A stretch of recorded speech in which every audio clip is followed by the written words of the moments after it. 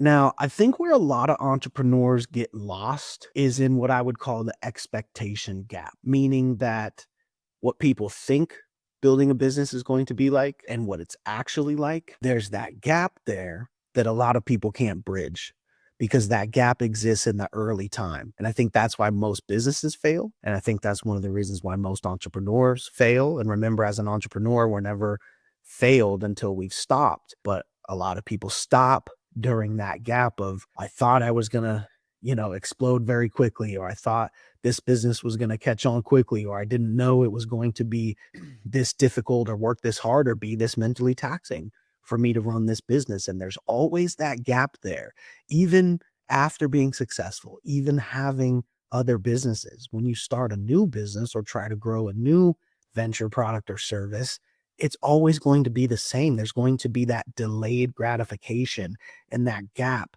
between what you thought was going to happen and what's actually happening. And that's a difficult, kind of gap to bridge. And for a lot of people, that's enough to take them out of the game. But you have to just believe in what you're doing and believe that you're working hard. And at the end of the day, it's all going to work itself out, especially if you can bridge that gap between that amount of time where you were excited about starting, you had certain expectations of what it was going to be like, and then the brutal reality hits you.